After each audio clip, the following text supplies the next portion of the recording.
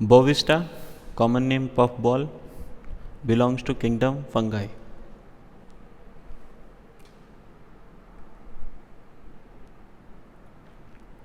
So persons who suffer from tetary eruptions. टेटरी का मतलब होता है विद इंटॉलरेबल इचिंग। ऐसे पर्सन्स जो बहुत ज़्यादा खुजली वाले इरप्शंस से दानों से सफ़र करते हैं, ड्राई और मॉइस्ट। ये जो इरप्शंस हैं, जो दाने पड़ते हैं, ये सूखे हो सकते हैं, मॉइस्ट हो सकते हैं।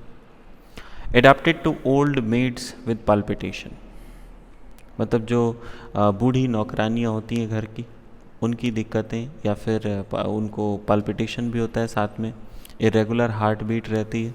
स्टैमरिंग चिल्ड्रेन, सो ऐसे बच्चे जो रुक रुक के बोलते हैं, जो हकलाते हैं, स्टेमोनियम में भी ऐसा देखने को मिलता है।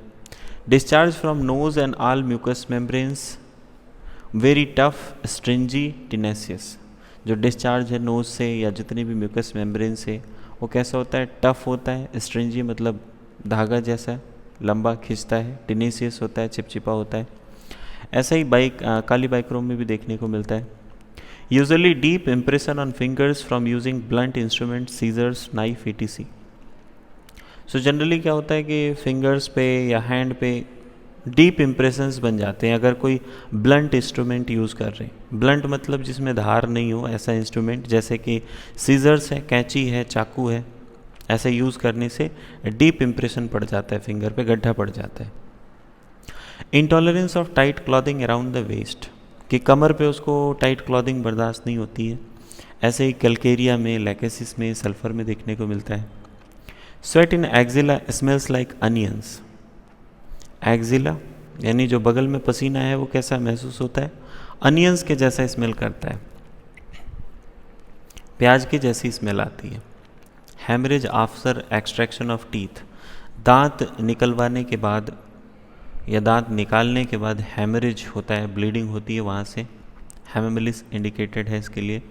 एंड फ्रॉम वुंड और एपिस्टैक्सिस, हैमरेज फ्रॉम वुंड, एपिस्टैसिस का मतलब होता है नोज ब्लीडिंग। तो इन सब कंडीशंस के लिए भी Bovista is a very well indicated remedy.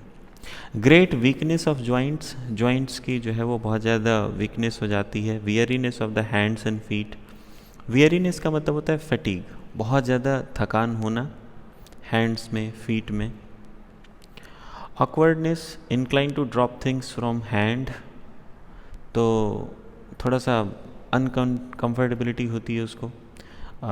चीज़ें जो है वो हाथ से छूट जाती हैं, गिर जाती हैं, ऐसे एपिस में भी देखने को मिलता है।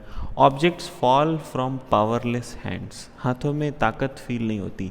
कोई भी चीज़ उठाने चलता है तो चीज़ें उसके हाथ से गिर जाती हैं। बोविस्टा के पेशेंट के हाथ से चीज़ें गिर जाती हैं।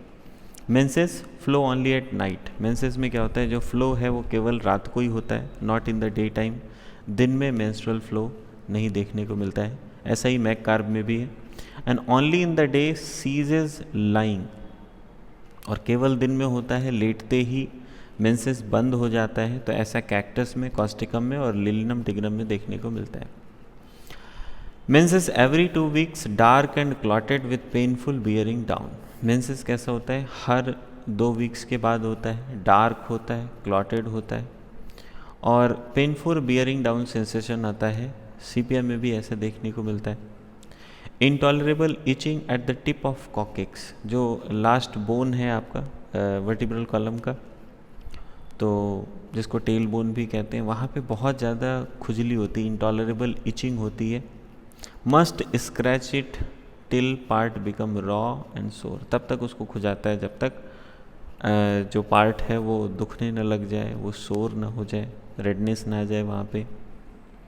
रिलेशंस की बात करें तो बोविस्टा का कंपैरिजन किया जाता है अमोनियम कार्ब के साथ, बेलाडोना, कैल्केरिया, मैगसेल्फ, सीपिया। मेंस्ट्रुअल इरेगुलरिटीज़ में बोविस्टा को कंपेयर करते हैं अमोनियम कार्ब के साथ, बेलाडोना, कैल्केरिया, मैगसेल्फ और सीपिया के साथ।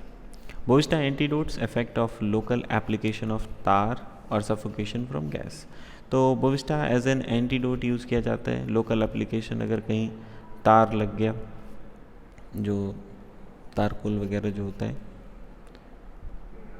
सफोकेशन फ्रॉम गैसेस की वजह से अगर सफोकेशन हुआ है तो बोविस्टा एंटीडोट के रूप में यूज़ किया जाता है।